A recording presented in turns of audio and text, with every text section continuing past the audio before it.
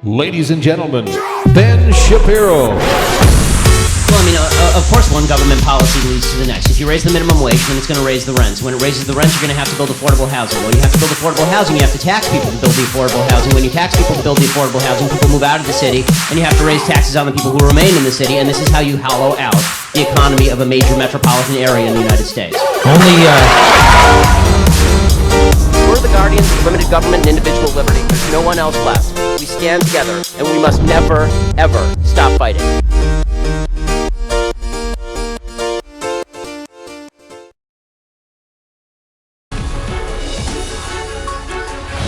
So developing tonight, there's a new backlash over a certain visitor to Trump Tower. Comedian Steve Harvey dropped by on Friday to meet with the president-elect, and then he found himself on the receiving end of some serious heat for doing so.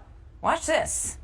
I love Steve Harvey and I have respect for Steve Harvey, and I think his intentions were accurate or appropriate rather. But my disagreement is the way in which he's being used by folk like Donald Trump. Because to keep bringing up comedians and actors and athletes to represent black interests is demeaning, it's disrespectful, and it's condescending. It was a bunch of mediocre Negroes being dragged in front of TV as a photo op for Donald Trump's exploitative campaign against black people.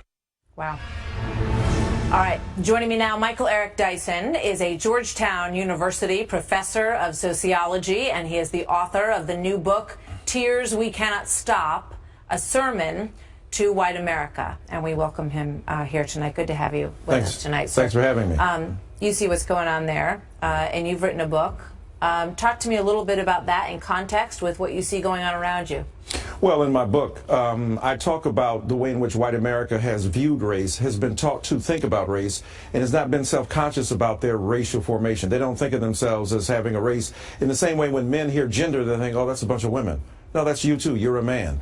Many white Americans are not taught to think about race in a self-conscious way. So what I wanted to do is to invite white Americans into a conversation about race, to think about how it's constructed, about how white innocence, white fragility, white vulnerability are all thrown in there together, and how sometimes white people get resentful, understandably, of being asked to talk about a subject that they have no skills to talk about because they've not been practiced in it. So what I wanted to do is to talk about this in a serious way. Police brutality, to talk about the kind of resurgence of racism, especially in regard to President Obama, and then talk about the broader culture in which we live, where racial animus, anti-black sentiments have been expressed and unleashed, and how we negotiate those. So I wanted to, as a minister, preach to white America. I think we hear so much more about racism now than we did when I was growing up. I feel like relationships were better then.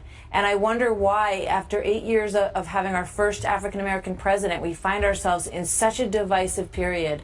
How do you think that reflects on him, perhaps? And do you believe it does? Well, it does in this sense. I think Barack Obama's presence provoked a kind of nastiness and viciousness. For instance, you can have legitimate disagreements with Barack Obama and not be accused of being a racist. But there's no denying that a lot of the sentiment against Obama was racially driven. For instance, if you're debating him about health care, why put a voodoo doctor up?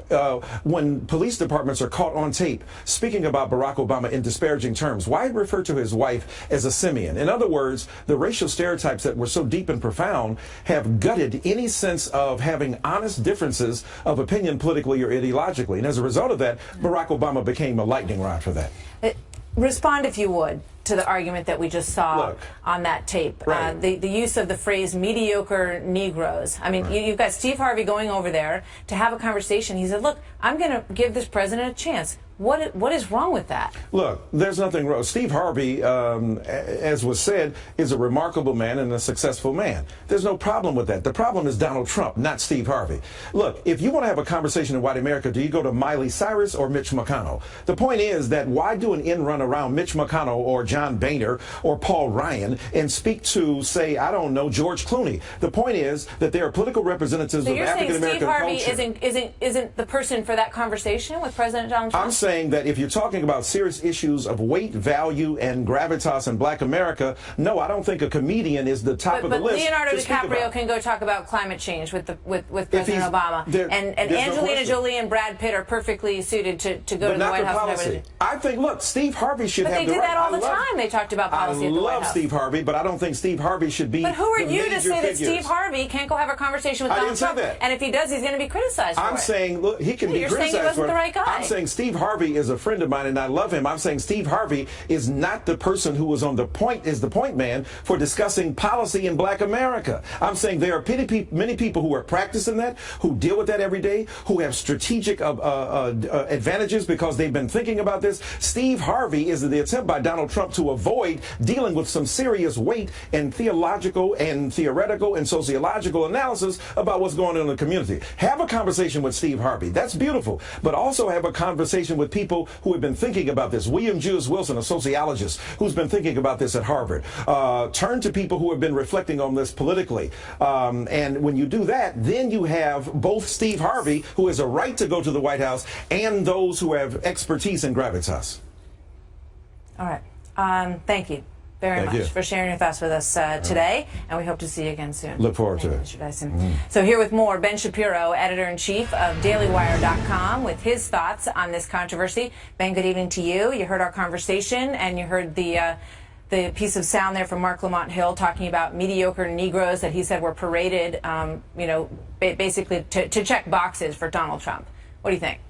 Well, I mean, I think, first of all, anybody who says that somebody's a mediocre Negro because they disagree politically makes you a less than mediocre person. I mean, it's really quite a disgusting thing to say. And I don't think it's intellectually honest for Professor Dyson to be talking about how they were just wanting someone with more expertise. Because I really doubt that if Donald Trump had invited Thomas Sowell, for example, or Jason Riley of the Wall Street Journal to come in and talk about housing policy, they would have been supremely happy either. What this really is about is there's a cadre of people on the left who get very insulted anytime a Republican reaches out to a prominent black person who doesn't immediately slap that hand away and say, listen, you guys are the bad guys, because too many folks on the left like to racially polarize in order to make hay politically, and that really is quite terrible. I mean, the fact is that if we're going to build a better country, we're going to need to reach across the aisle, not just on racial lines, but along political lines, and labeling everybody one way politically based on the color of their skin is the essence of racism. The idea that your race is inherently connected with your political thought is inherently racist, and the left refuses to acknowledge that, unfortunately.